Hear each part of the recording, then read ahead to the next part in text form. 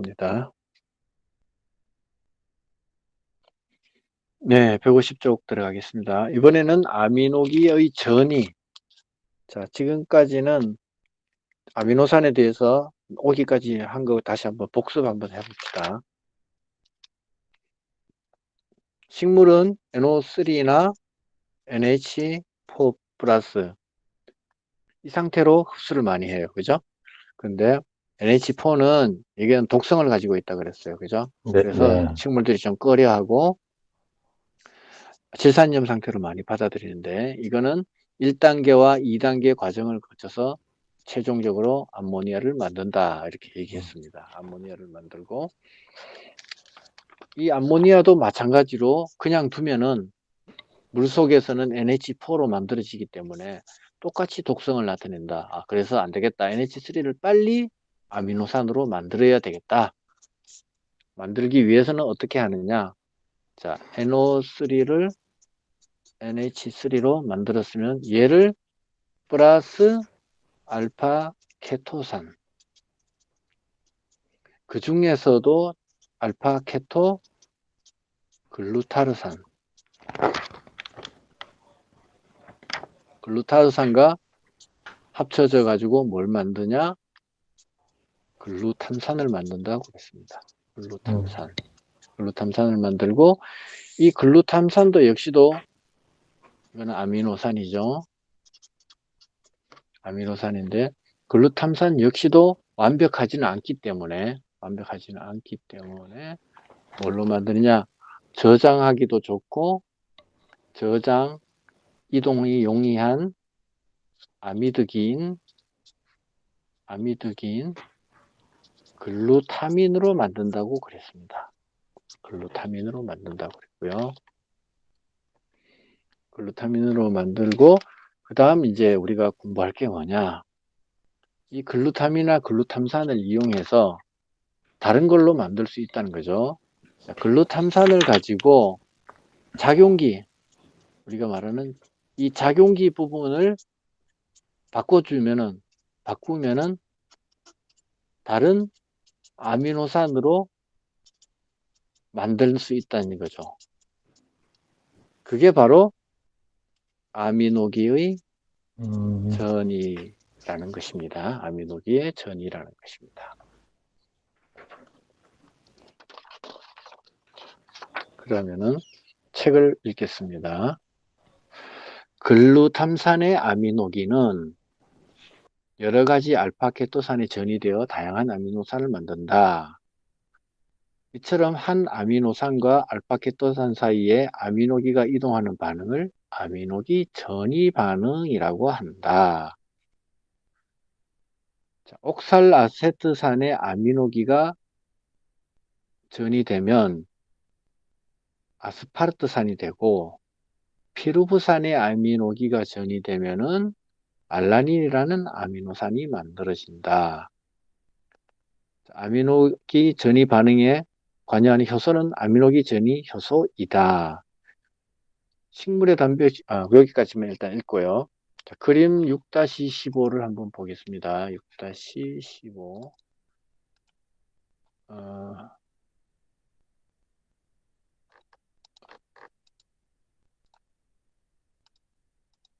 예, 프레젠테이션 창으로 가셔가지고,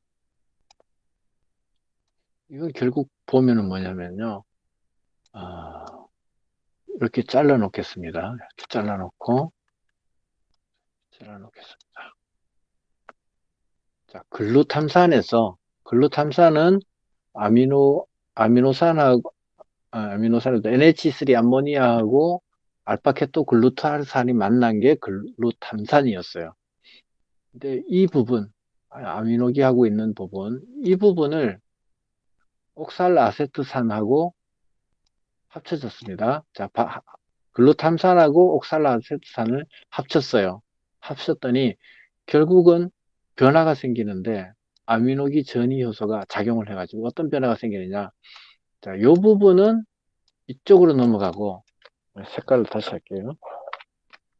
낙서가 많이 돼서 이 부분은 이쪽으로 넘어가고 이 부분을 이쪽으로 넘어갑니다. 서로 바꿔치기 하는 거예요. 서로 바꿔치기 했더니, 자, 이 부분은 이제 이쪽으로 여기 왔고, 이 부분은, 파란색 부분은 여기로 왔습니다. 그랬더니 어떤 일이 생겼냐? 글루탐산은 원래 자기 모습, 알파케토 글루타르산으로 돌아가 버렸고, 옥살아세트산, 알파케토 글루타르산 중에 한 가지죠. 옥살아세트산은 아미노기를 만났더니 아스파르트산이라는 다른 아미노산이 돼버린 거예요. 자, 이렇게 화학식으로 써놓으니까 뭐 되긴 됐는데, 제가 글로 써드릴게요. 글로 써드릴 테니까 일단 공유는 중지하고, 헷갈리지 않게 의미만 파악하시면 되니까. 자, NH3라는 게 만나가지고, 알파 케토 글루타르산, 이걸 만났잖아요. 만나니까 뭐가 됐어요? 글루탐산이 됐잖아요. 근데 NH3하고 옥살아세트산, 얘랑 만나면 뭐가 만들어지냐? 아스파르트산이 만들어져요. 그 다음에 또 NH3하고 피루부산, 피루부산이 만나면 뭐가 만들어지냐? 알라닌이 만들어진다는 거죠. 그러면 다시 말해서, 그러면은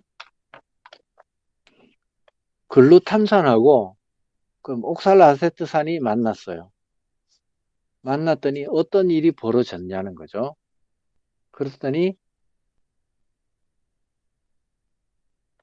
서로의 그 아미노기가 자리가 바뀌어가지고 글루탐산이 아스파르트산이 되고 남는 거는 알파 케토글루타르산이 남더라는 거죠. 자리 바꿈을 한 거예요, 서로. 서로 자리 바꿈을 되더라는 거죠. 무슨 말인지 이해되셨어요? 네. 예.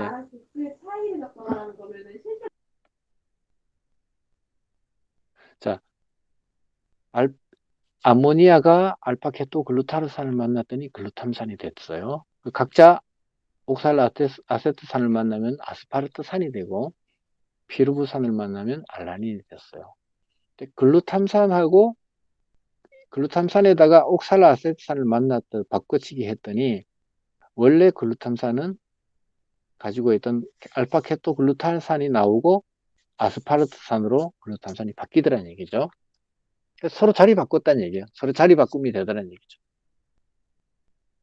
그 다음에 글루탐산이 만약에 피루부산을 하고 만난다. 그러면은 원래 글루탐산이 갖고 있던 알파케토글루타산은 빠져나가고 그 자리에 피루부산이 자리 붙어가지고 알라닌이 만들어진다. 그 얘기예요. 바꿔치기가 된다는 얘기죠. 부속품을 바꿔 끼우니까 되더라 얘기예요. 그 얘기를 지금 하고 있는 겁니다. 이걸 가지고 아미노기 전이 반응이라고 합니다. 아까 N, C 이렇게 하고 R, H, 여기도 H, O, OH 이렇게 있습니다. 요 작용기 부분, 여기에 뭐가 붙느냐는 거예요. 여기에 알파 케토 글루타리산이 붙으면은 이거는 글루탐산이 되는 거고, 요 자리에 옥살아세트산이 붙으면 아스파르트산이 되는 거고, 여기에 피루부산이 붙으면 이 전체는 알라닌이 된다. 그 뜻이에요. R 부분을 서로 바꿔치기 할 수 있다, 이게. 그 얘기를 하고 있는 겁니다. 화학 공식 보니까 너무 어렵잖아요. 이렇게 생각하시면 이해가 되실 겁니다, 아마. 그 다음에, 위에서 6번째 줄, 식물의 단백질을 구성하는 아미노산은 21종이며, 이게 우리 책이 조금, 뭐 하여튼, 보통 학자들이 20종이라고 말합니다. 조금 책마다 조금 다르긴 해요. 일반적으로는 20종이라 얘기하고, 우리 책에서는 21종이라고 얘기합니다. 그 가운데 아미드는 두 가지다. 아미드는 아까 두 가지 있었죠. 아스파라긴하고 글루타민 두 가지 있었죠. 그리고 이 중에서 사람이 반드시 섭취해야 할 필수 아미노산은 9종이다. 뭐 어떤 책에서는 8 더하기 2종이다 얘기하기도 해요. 10가지죠. 9가지. 이 밖에도 단백질 합성에 가담하지 않는 200종의 비단백 아미노산이 발견되는데 이들의 기능을 알려져 있지 않다. 이 비단백 아미노산이 뭐냐면요. 아미노산 사실 종류가 한 수백 가지 돼요. 수백 가지 되는데, 희한하게도 이게 지구상에 있는 생명체는 뭐 세균이 됐든, 뭐 인간이 됐든, 뭐 식물이 됐든, 사용하고 있는 아미노산은 딱 20가지를 쓰고 있더라는 거죠. 똑같이. 물론 배열은 다르게 해서 이렇게 뭐 사용하고 있는데, 어쨌든 같더라는 거죠. 그래서 여기서 이제 진화론이 성립될 수 있는 이유 중에 한 가지가 되는 거예요. 또 이것도 한 가지가 되는 거예요. 그 다음에 그 지구 바깥에서 운석이 날아옵니다. 별똥별. 별똥별을 분석을 해보면은 그 속에 아미노산이 들어있습니다. 지구상에서 광물질 속을 파보면은 그 속에도 아미노산이 들어있어요. 희한하죠. 어떻게 이런 유기물질이 들어있을 수 있을까요? 운석이나 이런 속에 들어있다는 거죠. 그래서 지구의 생명체는 이 운석이 떨어져 가지고 만들어졌을 가능성도 있다는 학설도 지지를 받고 있어요. 실질적으로. 그래서 200종이라는 말이 바로 운석이라든지 지구의 다른 부분에도 많이 있다는 뜻이에요. 그 다음에 뭐 왼쪽형, 오른쪽형 그래가지고 뭐 뚝 나와 있는데 그것까지는 설명할 필요가 없을 것 같고. 그 다음에 3. 단백질이 합성과 분해에 가겠습니다. 한 아미노산의 아미노기와 다른 아미노산의 칼복시기가 탈수축합으로 이루어지는 결합 형식을 펩티드 결합이라고 합니다.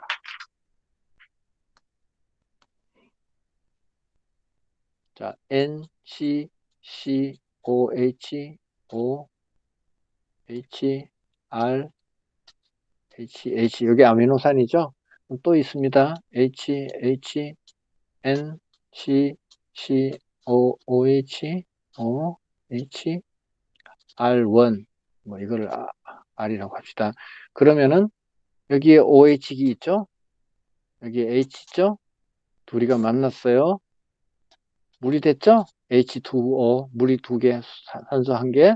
얘는 빠져나가요. 탈수했어요. 그 다음에 요 탄수랑 요 수소랑 결합을 해요. 이걸 축합이 됐죠. 축소해서 합해졌다. 두 개가 축소해서 합해졌다. 그래서 탈수 축합이 됐죠. 한쪽에 카르복실기와 한쪽에 아미노산, 아미노기가 합쳐져서 탈수 축합을 이루어서 하나의 결합을 완성했다. 이 결합을 펩티드 결합이라고 한다.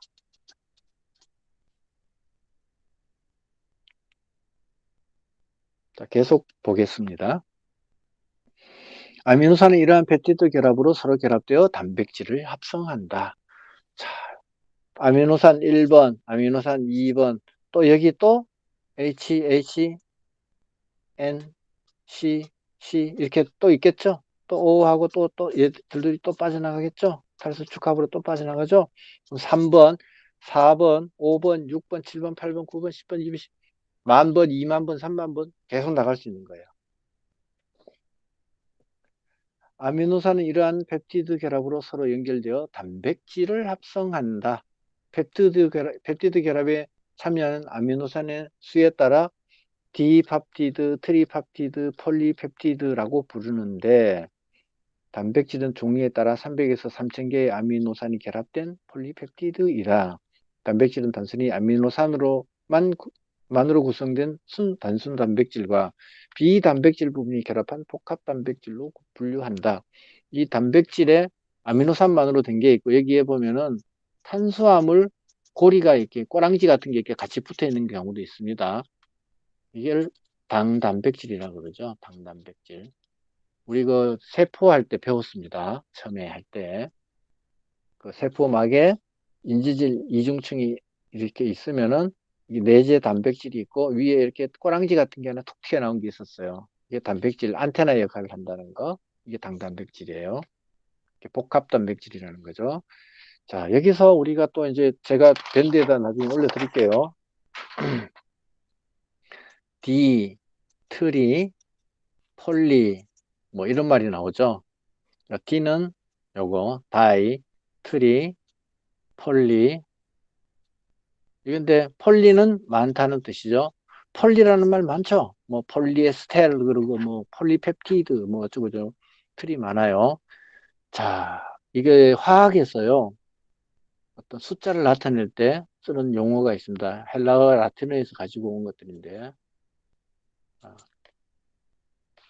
1, 2, 3, 4, 5, 6, 7, 8, 9, 10 이렇게 씁니다. 자, 이를 모노라고 합니다. 모노란 말 많이 들어보셨죠? 모노 스테레오 할 때 모노. 2는 다이 또는 바이. 뭐 D라고도 읽고 바이라고 D라고도 읽고 다이라고도 읽고 B라고도 읽고 바이라고도 읽어요. 영어권이냐 뭐 유럽권이냐에 따라서 읽는 법이 다르고 DI, BI 다 2를 나타내요. 3은 트리, 그죠? 자, 우리 2학년하고 4학년 분들 중에 이거 또 적는 사람 있을까요? 이거 몇 년째 똑같은 거 공부하는데 아직도 머릿속에 안 들어있고, 그죠? 4를 테트라, 4를 5를 펜타, 6을 헥사, 7을 헥타, 8을 옥타, 9를 노나, 10을 디카라고 해요. 그래서 모노펩티드, 다이펩티드, 바이펩티드, 트리펩티드, 테트라펩티드, 펜타펩티드 뭐 많이 이렇게 계속 이어가거든요. 이거를 알아놓으시면 편해요. 펜타 하면 미 국방성 오각형으로 되어 있죠. 건물이 그 펜타곤이라 그러죠. 펜타곤. 뭐 트리 3 많아요. 옥타 우리 옥텟 규칙 했죠. 옥텟 규칙. 여기 옥타가 8이란 뜻이에요. 옥토퍼스. 노나, 우리 나노라는 게 있죠, 나노. 나노가 9예요, 나노는 10의 9승분의 1을 나노라 그러죠. 9를 노나라고. 디카가 아니라 데카예요. 데카, 데카. 2예요, 데카. 보카치오라는 사람이 쓴 책 중에 데카메론이라고 있죠. 데카메론. 그죠?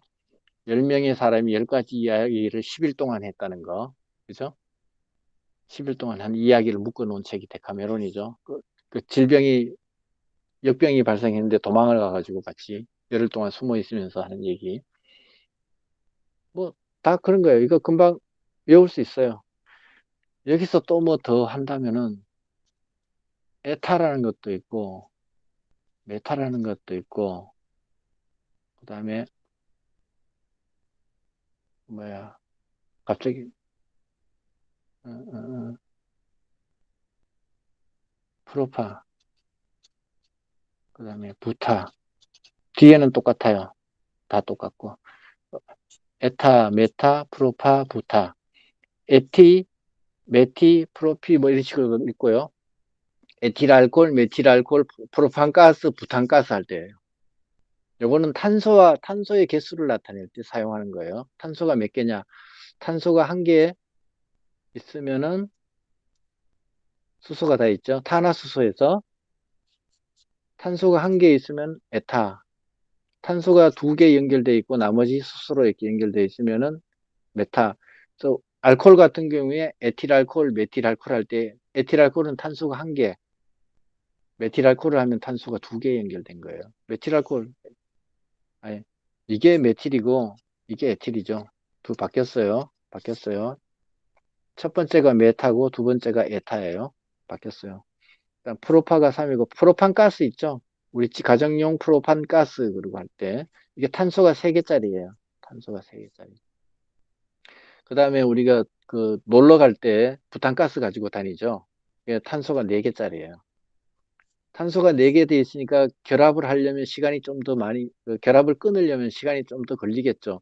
3개보다는 4개가 좀 더 단단하게 안정돼 있겠죠. 그러니까 작은 부탄가스 통에다가 프로판가스를 안 넣고 부탄가스를 넣는 이유가 조금 더 안전하라고 이걸 넣는 거예요. 이거 나중에 인터넷 검색하면 다 나와요.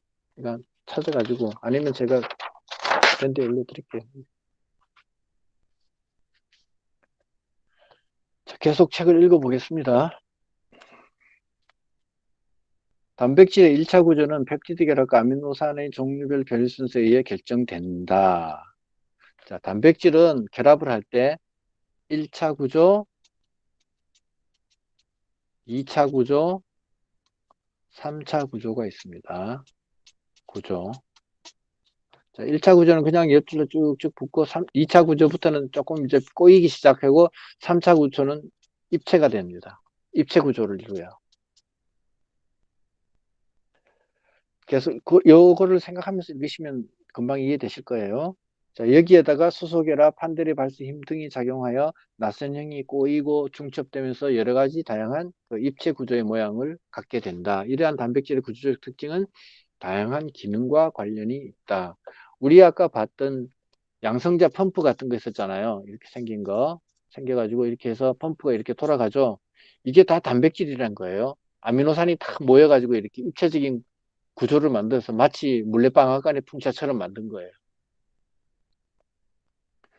효소 단백질의 촉매 역할이나 앞서 공부한 무기이온의 선택적 흡수 등도 단백질의 구조적 특징으로 인해 가능한 일이다. 효소 같은 것도 모양이 이렇게 생기고 뭐 이렇게 생겼어요. 효소가. 그럼 여기에는 반드시 사각형이 들어가고 여기는 삼각형이 딱 맞게 들어가야 어떤 게 분해가 되고 결합도 되는 거예요. 그러니까 실제로 효소는 이렇게 입체적으로 블럭같이 레고 블럭처럼 그렇게 생긴 거예요. 단백질은 각각의 아미노산이 활성화되고 그들 아미노산이 특정 tRNA에 부착된 후 리보솜에서 폴리펩티드를 형성하여 합성된다. 자, 이 얘기는 아시죠? 핵에서 그 RNA, DNA 정보를 빼내어 가지고 tRNA 통해서 이렇게 가지고 와서 mRNA, tRNA에서 만든다는 거 아시죠? 리보솜에서 만든다는 거. 세포질 속에 있는 수많은 종류의 아미노산은 고도로 특이한 효소의 촉매로 활성화된다. 이걸 기질특이성이라 그러죠. 기질특이성. 고도로 특이한 효소의 촉매. 그 효소라는 거는 딱 자기가 맡은 그 한 가지 일 외에는 하지 않습니다. 그래야 그 오류가 없겠죠. 이렇게 활성화된 아미노산은 그 아미노산의 특정된 tRNA에 부착되어 리보솜으로 운반된다. tRNA 한쪽 끝에 안티코돈이 있어서 리보솜에 부착된 mRNA에 해당 아미노산을 위한 코돈에 상부적으로 결합한다. 이때 리보솜은 특수 효소의 도움으로 mRNA 분자에 따라 이동하는 것으로 추정되고 있다. 자, 이거는 다 아는 내용입니다. 다 아는 내용 맞죠? 그죠? 이거 모르시는 분 없죠? 이렇게 합성된 단백질은 왜냐하면 이거 설명하려면 시간이 꽤 걸려요. 1학년 분들을 위해서는 설명을 해드리고 싶은데 자, 이렇게 합성된 단백질은 효소의 작용을 받아 가수변화되면 구성했던 아미노산이 유리된다. 종자가 발화할 때는 이런 식으로 단백질을 분해하여 생장 부위로 아미노산을 공급한다. 생장 중인 식물에서도 질소가 부족하면 노엽의 단백질이 분해되어 생긴 아미노산이 생장 중인 어린 잎이나 생장점으로 이동한다. 건강한 잎에서도 단백질은 끊임없이 분해와 합성이 행해지면서 적정한 수준으로 단백질 함량을 유지한다. 그래서 고기는 하루에 정해진 양 이상을 먹을 필요 없다. 왜? 체내에서 단백질은 끊임없이 분해하고 합성하고 해서 재사용하기 때문이다. 고기를 하루에 야, 오늘은 고기 먹는 날 그래서 고기 먹으면은 하루 필요한 90g 한 끼 90g 이외의 단백질은 전부 응가가 돼서 밖으로 다 배출돼 버리고 비싼 고기는 아무 소용이 없다는 거. 그다음에 4. 생물적 질소 고정. 아이고 죄송합니다. 전화가 와서 그래서 거절했습니다. 자, 공중 질소는 원자 간 결합이 매우 안정된 상태이기 때문에 환원되지 않는다. 이게 질소가 3중 결합이 되어 있기 때문에 그렇다 그랬습니다. 그리고 식물은 이러한 공중 질소를 직접 이용할 수 없다. 이 분자상의 질소를 식물이 이용 가능한 형태로 만드는 것을 질소 고정이라고 한다. 질소 고정은 자연 상태에서만 일어나지만 인위적으로 할 수도 있다. 질소질 비례는 공장에서 인위적으로 공중질소를 고정한 것이다. 자연적으로는 번개가 치거나 화산이 폭발할 때 질소가 고정된다. 그러나 자연에서 이루어지는 질소 고정의 대부분은 질소 고정균이라는 세균에 의해 이루어진다. 그러니까 번개라든지 화산 폭발 이런 거는 별로 없다는 거예요. 이처럼 세균에 의한 질소 고정을 생물적 질소 고정이라고 한다. 질소 고정균은 단생균과 공생균으로 나뉘며 생물적 질소 고정은 단생적 질소 고정과 공생적 질소 고정으로 나뉜다. 자, 우리가 관심을 가진 것은 공생적인 겁니다.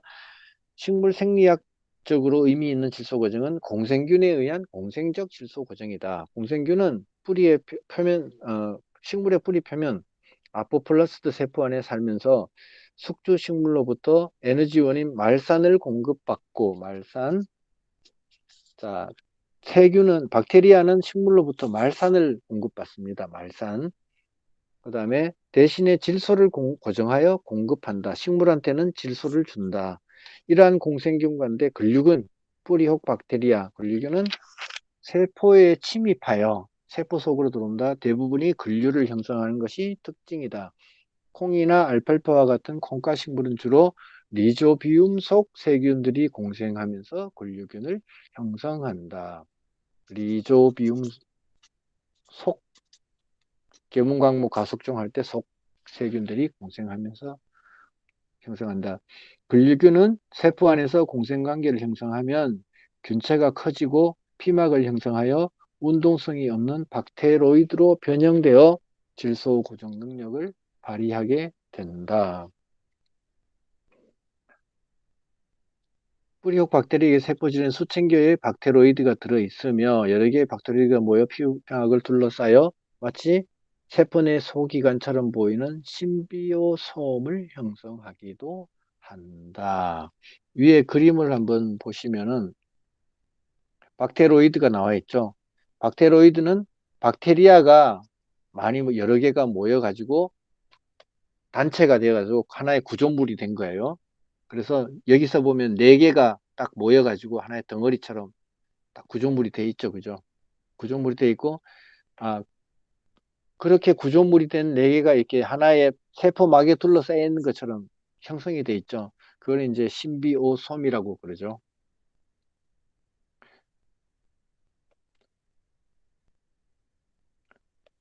박테리아라는 박테리아가 식물 세포 안쪽으로 세포 쪽으로 들어와서 피막을 형성해 가지고 박테리아가 덩어리를 지어서 박테로이드를 만들고 피막을 형성해서 그다음 신비오솜이라고 하는 하나의 덩어리 집단 구체를 만들었습니다. 그죠? 질소 고정은 박테로이드에서 직접 일어난다.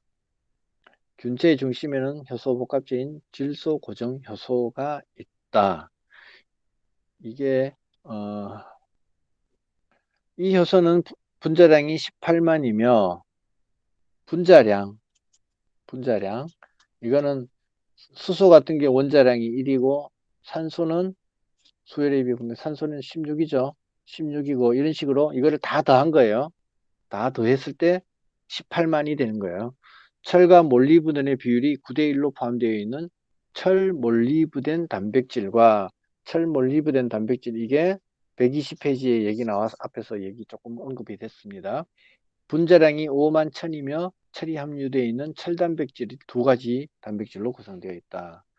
이 효소의 작용으로 공중 질소가 디이미드가 되고 그 다음에 히드라진을 거쳐서 암모니아로 환원이 된다. 이 과정에서 필요한 전자와 ATP는 박테로이드의 호흡작용으로 얻는다. 이 호흡작용에 필요한 산소는 적색을 뗀 근류 헤모글로빈으로 전달받는다. 근류 헤모글로빈은 분자량이 15에서 17만 정도의 헤모글로빈으로 뿌리혹에서 근류균과 숙주식물이 협력하여 만들어내며 세포질이나 박테로이드와 그들을 감싸는 피막 사이에 분포하면서 산소를 박테로이드의 전자전달계에 전달한다. 무슨 얘기인지 아시겠어요?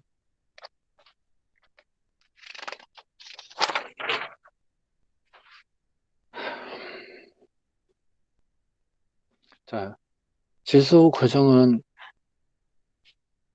박테로이드에서 직접 일어난다. 그거는 이해하실 거고요. 그 다음에 이 속에 이제 효소 복합체가 들어 있고요. 그 다음에 질소 고정 효소가 속에 들어가 있습니다. 그 다음에 이 효소를 가만히 들여다보면은 철몰리브덴 단백질로 된 게 있고, 그 다음에 철단백질 이렇게 된 것이 두 종류가 있다 됐고요. 그 다음에 여기에는 이제 에너지가 사용된다 그랬죠. 에너지가 사용되는데 그 에너지를 사용하기 위해서는 당연히 호흡을 해야 될 것이고, 호흡을 할 때 산소를 전달해 주는 역할을 누가 하느냐? 근류 헤모글로빈이 한다. 우리 사람 같은 경우에도 몸에 피 안에 헤모글로빈이 있죠. 산소를 전달해 주는 역할을 하죠. 똑같이 그렇다는 얘기예요. 그 얘기를 하고 있습니다. 오른쪽 페이지 그림을 보시면요. 이것도 어, 그림 6-17.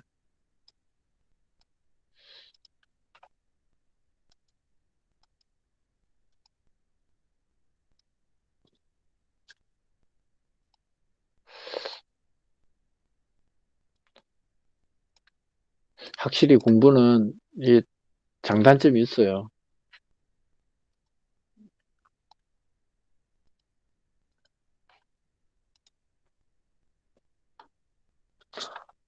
자, 어, 프레젠테이션 볼게요. 프레젠테이션 보시면은, 자, 바깥쪽에 여기가 박테로이드죠. 빨간 테두리 안쪽이 박테로이드고, 그 다음에 뿌리혹 세포고, 그 다음에 식물의 유관속 조직이에요.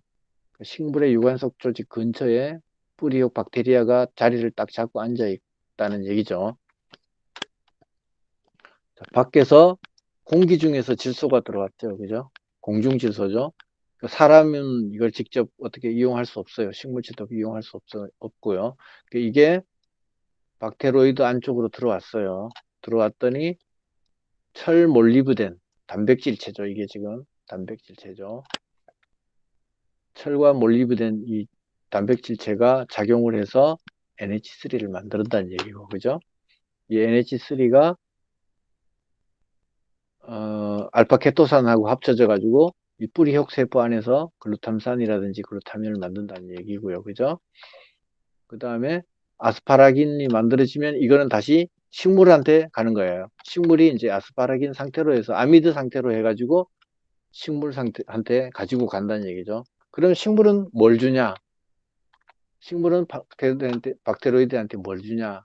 자당을 주는 거죠. 당을 주는 거예요. 아까 말산이라 그랬죠. 말산. 그래서 탄소 4개짜리 디카르복시산을 준다 그랬고, 줘서 그래서 결국 말산 형태로 주고요. 얘를 뭐 이렇게 분해 과정을 거치고, TCA 회로는 여기는 이제 아세틸 여기서부터는 호흡 과정이에요. 호흡 과정. 이거는 호흡 과정. 호흡. 세포 호흡하는 과정이에요. 그러니까 박테로이드도 먹고 살아가려면은, 일을 하려면은 에너지가 필요하니까 그 에너지 만드는 일을 여기서 한다는 거고, 그 에너지에 필요한 당을 식물이 제공해주고 있는 거예요. 그 다음에 호흡을 할 때 필요한 산소가 있을 거예요. 산소도 바깥쪽에서 어, 여기 LHBO2라고 있죠. 이게 근류 헤모글로빈이에요. 헤모글로빈 약자예요. 그 헤모글로빈한테 산소를 전달해주면 헤모글로빈이 산소를 여기다가 딱 전달해주고 다시 돌아오는 거예요. 돌아오서 다시 또 산소를 받아서 또 전달해주고 다시 돌아오고 이렇게 이런 원리로 이루어지고 있다는 것을 간략하게 보여주고 있습니다. 식물은 당을 준다. 그 다음에 호흡을 하기 위해서 산소가 들어가고, 그 다음에 공중에서 질소를 갖고 와서 식물이 준 에너지의 힘으로 단백질이 작동을 해서 NH3를 만들고, 이 NH3를 가지고 뿌리혹 세포에서 글루탐산을 만들고, 그 다음에 이 아스파라긴 상태로 해서 식물이 이용한다. 그렇게 모양이 그렇게 되어 있습니다. 그 다음에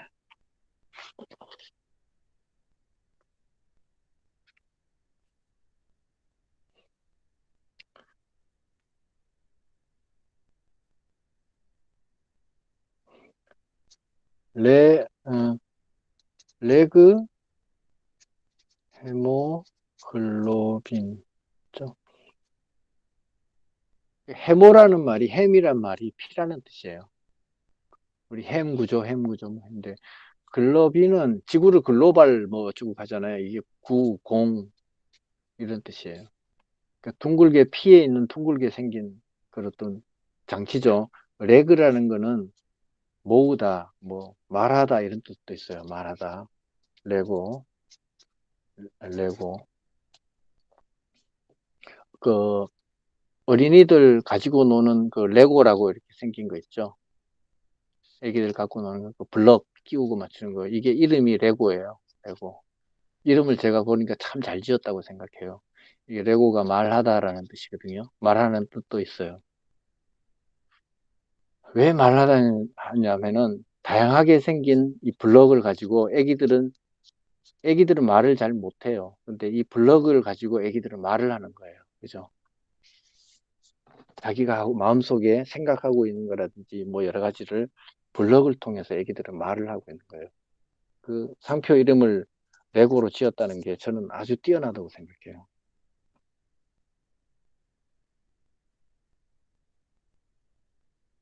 그 다음에 153페이지.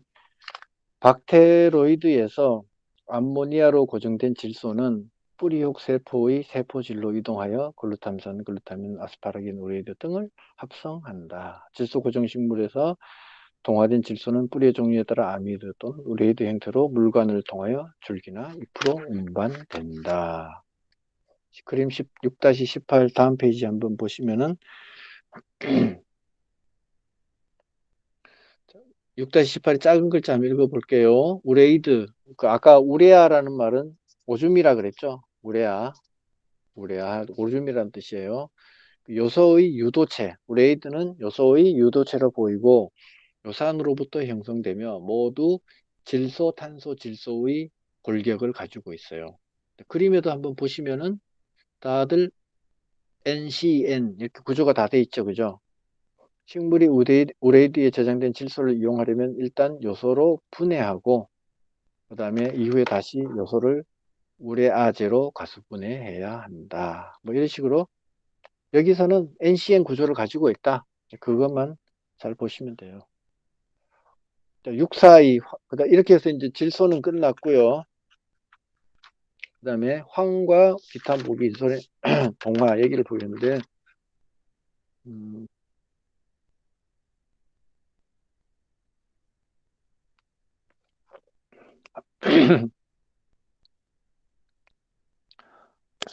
자, 누가 여기 좀 읽어주시겠어요?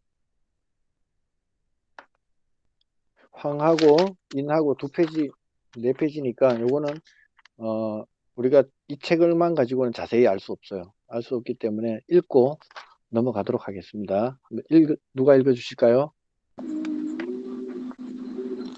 제가 읽겠습니다. 네. 황설퍼 S는 뿌리에서 SO4-2가의 형태로 흡수되어 시스테인과 같은 아미노산으로 동화되어 간다. 그 밖에 무기염료의 동화에는 유기화합물과 복합체를 형성하는 과정이 포함된다. 예를 들어 마그네슘 플러스 이가와 엽록소, 칼슘 이가와 가까와 세포복이 펙틴산, 몰리브덴 플러스 이가와 질소 고정 효소 등이 있다. 복합체에서 해당 무기 영양소가 제거되면 기능을 완전히 잃게 된다. 계속할까요? 아닙니다. 됐습니다. 자, 네. 일단 황부터 볼게요.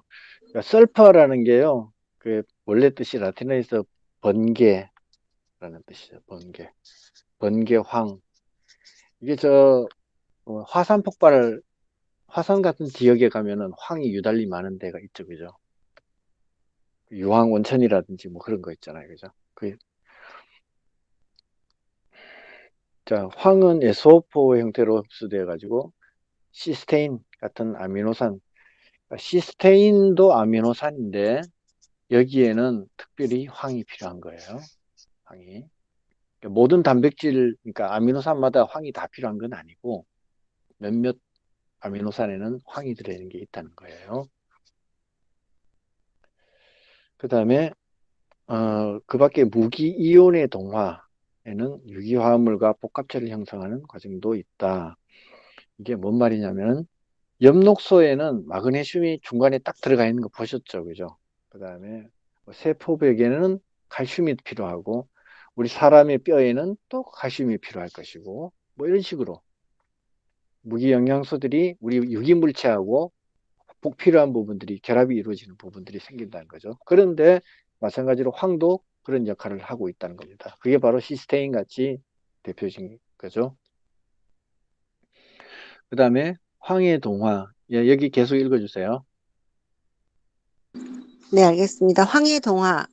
황은 생명체의 필수 성분으로 철황 복합체, 전자 전달 물질, 조효소 A라고 읽나요? 그냥 조효소 예, A. 예, 예, 그 아미노산은 시스테인, 메치오닌, 글루타치온, 2차 산물인 알린, 글루코시놀레이트, 황지질인, 틸라코이드막 등에 들어있다.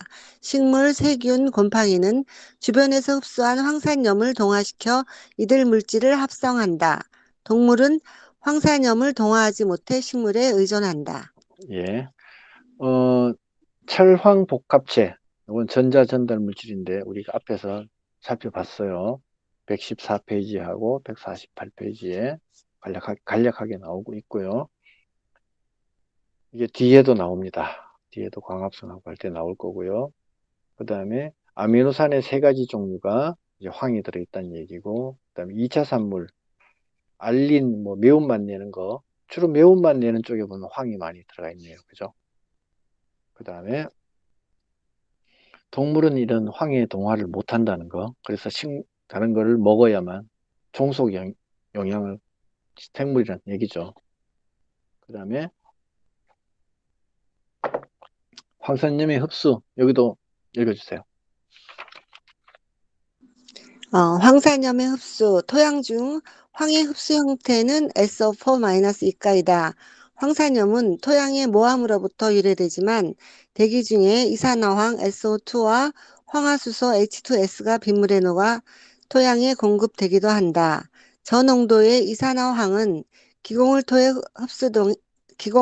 흡수되어 이용되기도 한다. 뿌리로부터 흡수되는 황산염은 세포막에 분포하는 수소이온과 황산염의 공동 수송체에 의해 수송된다. 수송된 황산염은 뿌리 세포의 색소체와 엽육세포의 엽록체에서 동화되는데 잎에서 더 활발하게 동화가 일어난다. 그리고 과량의 황산염은 액포에 저장한다. 예.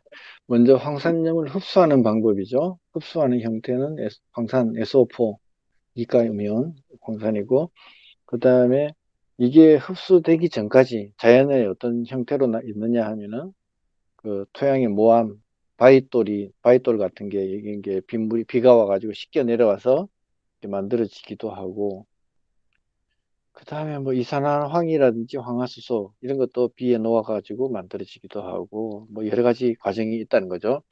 그래서 색소체, 색소체에서 동화작용이 일어난다. 그리고 저장은 액보에다 저장한다. 이렇게. 예, 그 마저 또 읽어주세요. 황산염의 동화. 황산염은 매우 안정된 물질이기 때문에 반응이 일어나려면 활성화되어야 한다. 이를 위해 황산염은 ATP와 반응하여 활성형 황산염인 APS, 아데노신 포스포설페이트 또는 AMP 설페이트로 전환된다. 이 반응을 촉매하는 효소는 ATP 설프릴라제이다. 예, 거기까지 일단 볼게요. 네. 이게 황산염은 안정된 물질이기 때문에 반응을 시키려면은 뭐 얼마간의 에너지가 필요하다. 이제 그 얘기거든요. 그래서 SO4에다가 에너지가 필요한 거예요. ATP를 들어갔어요. ATP를 들어갔더니 APS라는 게 만들어지고, 그 다음에 PPI, 무기이온 두 개가 빠져나왔습니다. 이렇게 만들어졌어요. 요 APS, 여기는 아데노신 5 포스포설페이트라고 하는 건데, 이게 ATGC, 염기 우리 아시죠? ATGC, 아데닌, 티민, 구아닌, 시토신. 그죠? 1학년 분들도 아실까 모르겠는데, 이게 아데닌이라고 있죠. 아데닌, 염기, 아데닌 염기라고 있고, 이게 오탄당하고 당하고 이렇게 결합이 되면은 이거를 아데노신이라 그래요. 아데노신, O라는 거는 다섯 번째 탄소에서, 그 다음에 인황, 포스포설페이트, 인하고 그 다음에 황이 같이 연결되어 있는 이런 구조를 가지고 있는 게 APS예요. APS. 또는 다른 말로 AMP 설페이트라고 써놨죠. AMP. 여기까지가 아데노신 아데닌 당가 아데노신이죠. 인산. 아데노신 인산 한 개. 아데노신 1인산을 다른 말로 AMP라 그래요. 이게 모노란 뜻이죠. 그러니까 아까 숫자 우리 공부한 거 공부하셔야 되겠죠. 그 다음에 아데노신이 인산이 두 개 붙었어요. 아데노신에 인산이 두 개 붙은 것을 ADP라 그래요. D는 아까 바이 이거 했잖아요. 아데노신 2인산. 그 다음에 아데노신에 3인산이 있어요. 그 인산이 여기에 한 개, 두 개, 세 개 붙은 거예요. 이거는 아데노신 3인산이에요. 그럼 ATP예요. T가 뭐예요? 트리. 그죠? 트리. 아데노신 3인산이에요. 근데 아까 여기서 보면 AMP에서 설페이트가 붙었다 그랬으니까 AMP에다가 여기에 설페이트가 붙었잖아요. 그러니까 APS랑 AMP의 설페이트랑 같은 말이네. 결국 그죠? 구조상으로 딱 보니까 같은 말이네. 그래서 그 얘기고요. 그 다음에 계속 여기는 제가 읽어볼게요. 이 활성 반응은 에너지를 소모하는 반응이기 때문에 우리 에너지를 썼죠. ATP를 소모하는 반응이기 때문에 반응이 계속 진행시키려면 반응은 우리 다른 화물로 전환되어야 한다. 이게 무슨 말이냐면 이 APS나 PPI 이게 나온 것들이 무기인산 나온 것들이 다시 돌아와야 된다는 거죠. 다시 ATP로 만들어 가지고 다시 또 ATP로 공급돼야 된다 이 뜻이에요. 순환이 계속 이루어져야 된다는 뜻이에요. 즉 APS는 APS 환원 요소의 촉매로 환원형 글루타치온으로부터 두 개의 전자를 받아 신속히 환원되어 AMP와 아황산염으로 보내고 피로인산은 두 개의 무기인산으로 분해된다. 자, 위에서 SO4가 이가이온이 ATP가 만나가지고 APS하고 피로인산을 만들었어요. 자, 먼저 APS 같은 경우에는 와가지고 두 개의 글루타치온 GSH 얘를 만나요. 그 얘는 전자 두 개를 가지고 있거든요. 얘가 AMP를 만들어요. AMP하고 SO3 이가 이온을 만들죠. 그리고 EH 플러스하고 GSSG를 만든다 그랬어요. 자, 여기에 대한 자세한 설명은 나와 있지 않아요. 그죠? 하여튼 나와 있지 않으니까 이렇다는 정도만 이해하시고 이게 APS가 사실은 AMP하고 서페이스가 두 개가 같은 거라 그랬죠. 그러니까 여기 AMP가 여기 왔다는 얘기면 되고, 그죠? 서페이스가 여기로 왔다는 생각하시면 돼요. 이렇게 이해하시면 돼요. 그 다음에 여기서 뭐 중간에 좀 이렇게 나눠졌겠죠. 세부적인 건 잘 모르겠어요. 저도 여기서. 그리고 그거까지 알 필요도 없을 것 같고. 그 다음에 여기 피로인산 요거는 내려와서 물하고 결합을 했네요. 그죠? 물하고 결합을 해서 두 개의 무기인산이 됐어요. 아까 이거 I는 인오르가닌이라고 말씀드렸죠. 그죠? 무기인산. 유기가 아니고 무기란 얘기예요. 자, 그렇게 만들어졌고, 이어서 아황산염은, 아황산염이 요거죠. 요거, 수술이. 아황산염은 아황산 환원효소의 촉매로 6분자의 환원형 페레독신으로부터 6개의 전자를 받아서 황화물인 설피드로 환원된다. 그리고 설피드는 아세틸세린과 반응하여 시스테인과 아세트산을 만든다. 시스테인 안에는 황이 포함되어 있다 그랬죠. 여기서 O-아세틸세린은 세린이 활성화된 형태로 세린과 아세틸코에가 반응하여 만들어진 것이다. 자, 여기서 먼저 여기 황산이 그리고 아황산 여기 다시 또 내려오죠. 얘가 SO3가 그러니까 얘가 뭘 만드냐 하면은 6분자의 환원형 페레독신을 만든다 그랬어요. 페로 FD RED 레드는 환원형이라는 뜻입니다. 얘를 만나고 여기서 뭐가 되냐? 황이가 음이온 만들어지고 6개 FD 얘가 남을 환원시켜 줬어요. 환원을 시켜줬기 때문에 얘는 나중에 옥시게나지, 산화제가 되어버린 거죠. 6개, 여기서 전자가 6개가 황한테로 넘어간 거예요. 됐고, 그 다음에 아세틸세린이 이 황으로 내려왔죠. 그죠? 하고, 황하고 만나서 결국 뭐를 이루냐? 시스테인을 만드는 거예요. 최종적으로. 이게 아미노산이죠. 시스테인. 이 시스테인이라는 아미노산에 황이 포함되어 있는 거죠.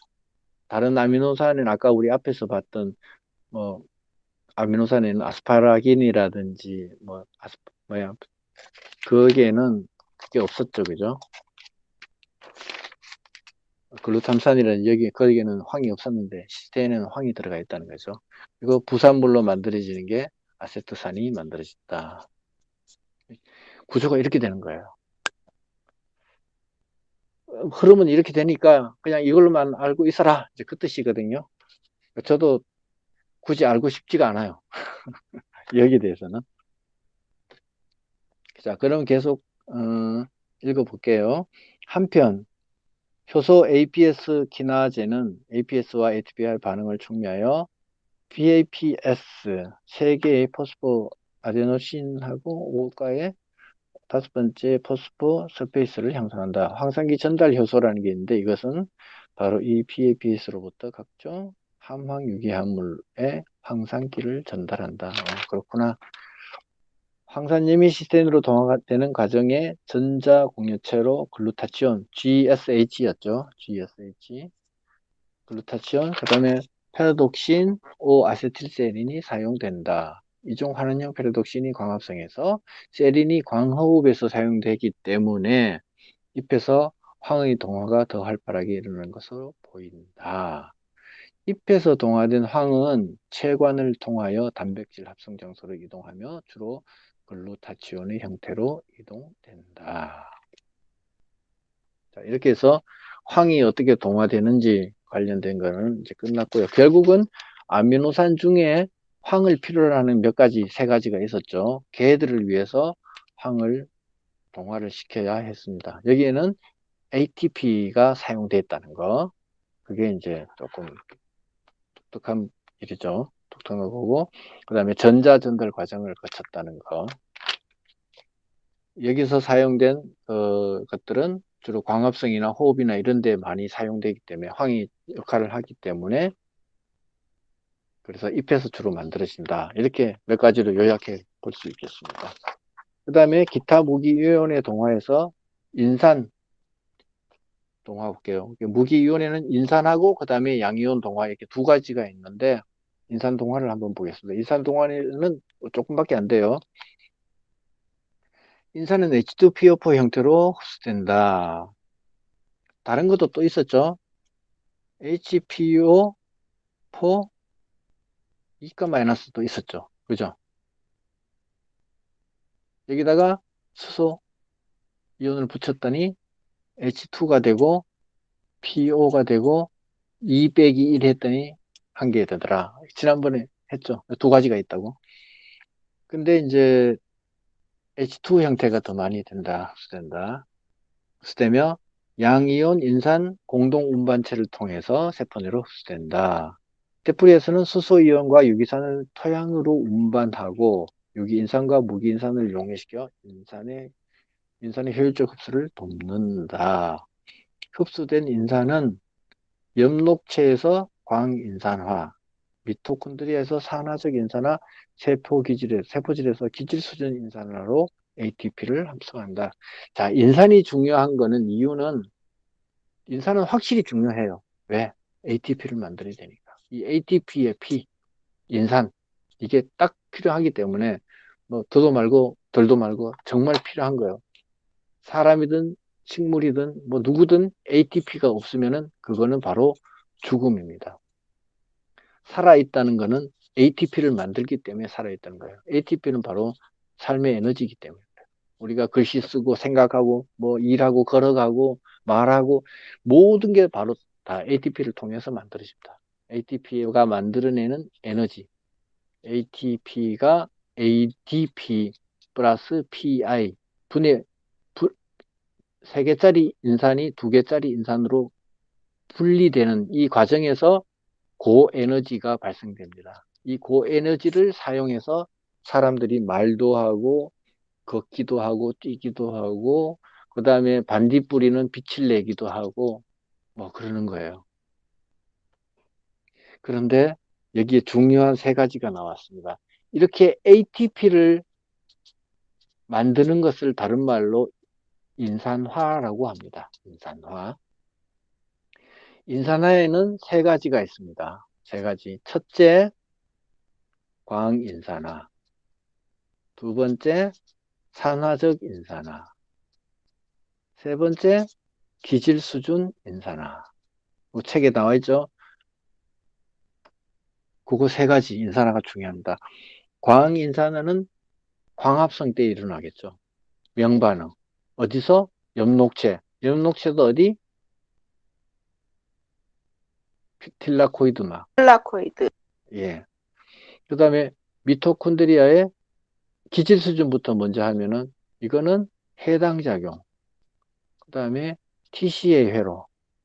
이런 데서 일어나고. 산화적 인산화는 전자전달계가 끝나고 난 다음에 마지막에 산화적 인산화가 이 2가지는 호흡에서 일어나죠. 이 3가지는 알고 있어야 된다. 적어도 용어는 어디서 필요한 과정인지 이루어지는 과정인지는 알고 있어야 된다. 광인산화, 산화적 인산화, 기질 수준 인산화. 기질 수준이라는 게 뭐냐면 이 기질이라는 게 포도당을 얘기하는 거예요. 기질이라는 건 보면 포도당, 단백질, 지질 이걸 기질이라거든요. 기본 물질. 기본 물질을 분해해서 에너지를 만드는 거예요. 포도당을 분해해서 에너지 만드는 기본 물질로 분해하는 과정으로 만드는 것을 기질 수준 인산화라 그래요. 산화적 인산화는 산화시키는 물질을 산화해가는 과정에서 일어나는 것.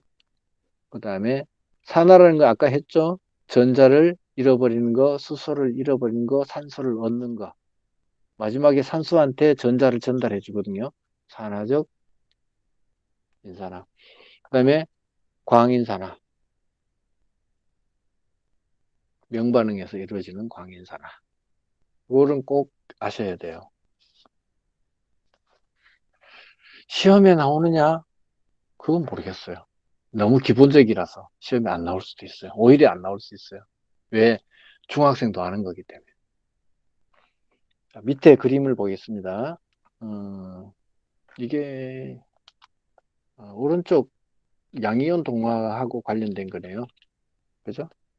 그러니까 양이온 동화를 보고 난 다음에 보겠습니다. 양이온 동화 오른쪽 페이지요.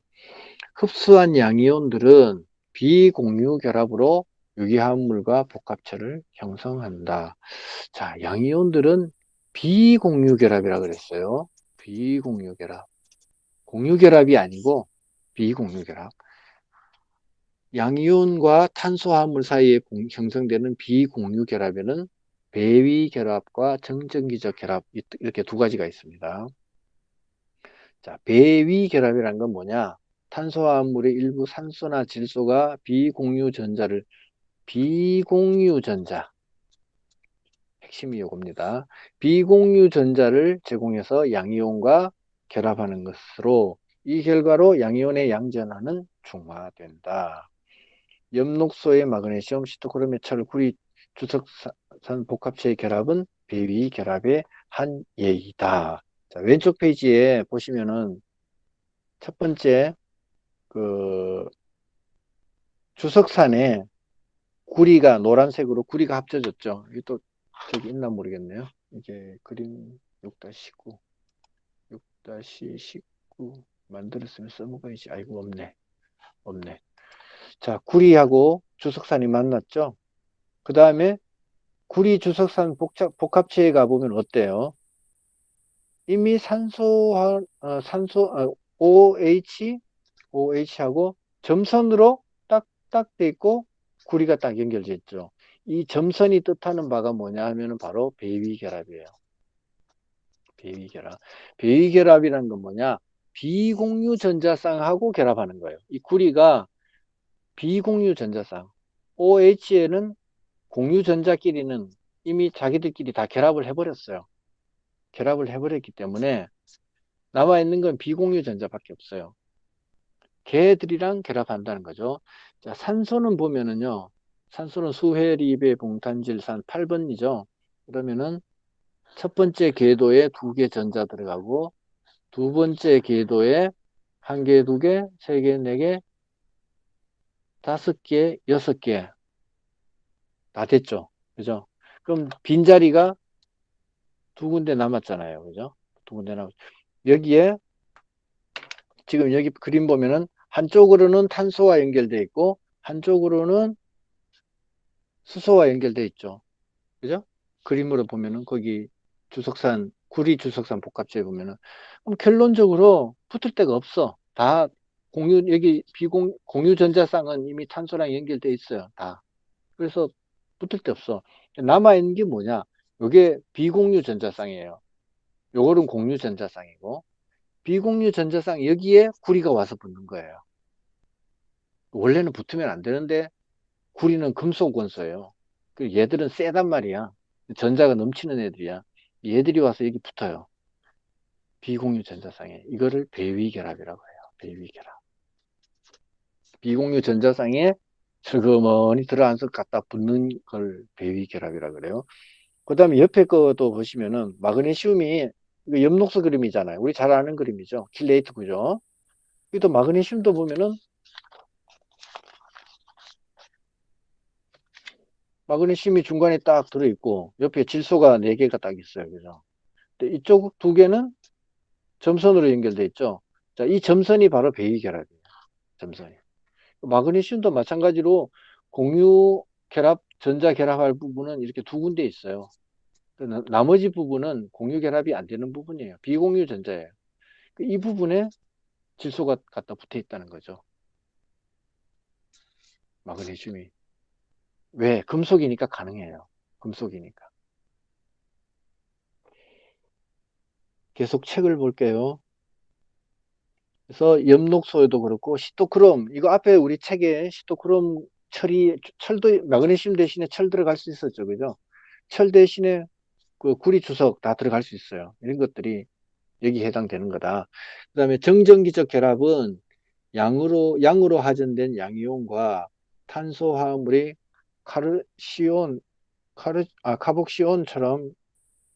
카르복시 이온처럼 음으로 하전된 작용기 사이에 인력으로 형성된다. 철하고 마그네슘 있는 건 양이온이죠. 얘하고 COO-하고 플러스 마이너스의 이온 결합 비슷하게 이루어지는 겁니다. 정전기적 결합. 이때는 배위 결합과는 다르게 정전기적 결합의 양이온은 양전하를 유지한다. 웃기죠? 양이온이 철이 계속 양전하를 유지한다는 거예요.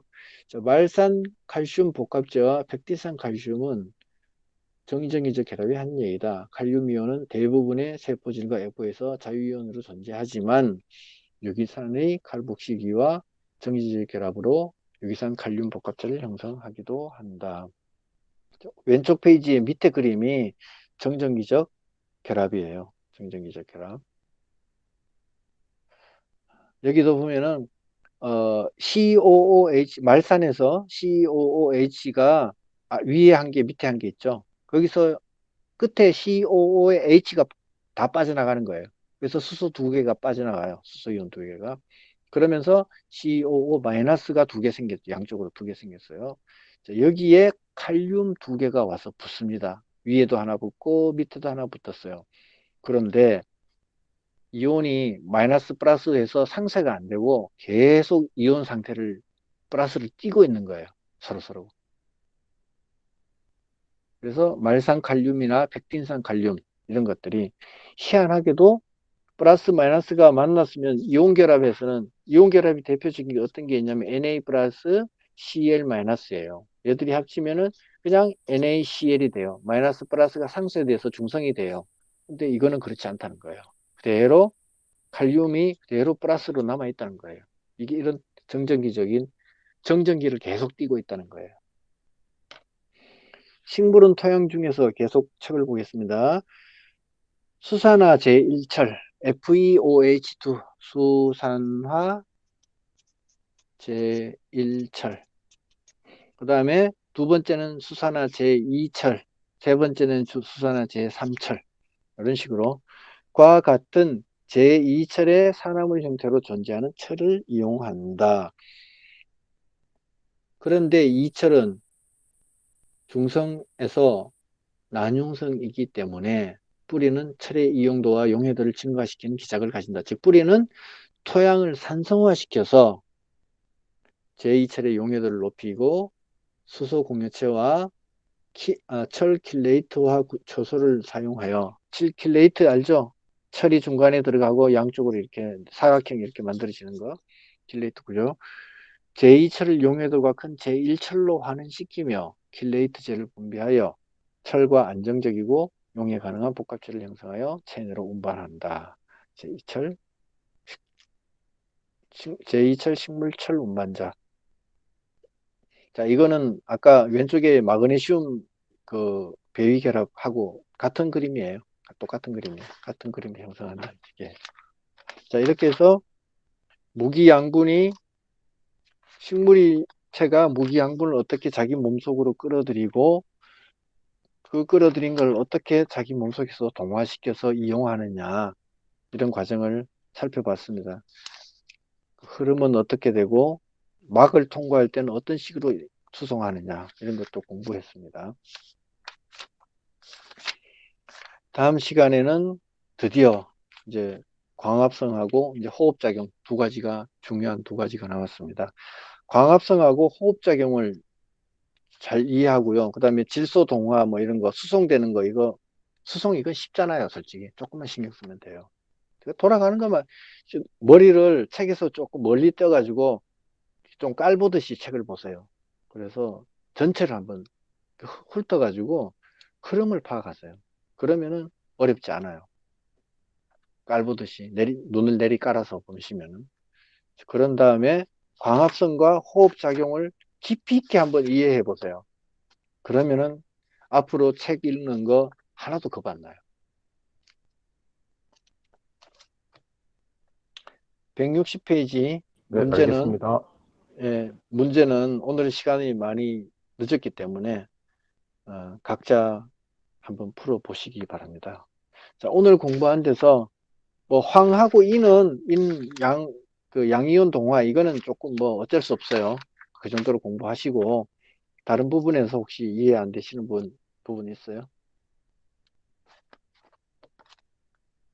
예, 없으시면은 오늘 공부는 마치겠습니다. 마치고 바쁘신 분들은 나가시고 뭐 안 바쁘신 분들은 뭐 얘기하셔도 좋습니다.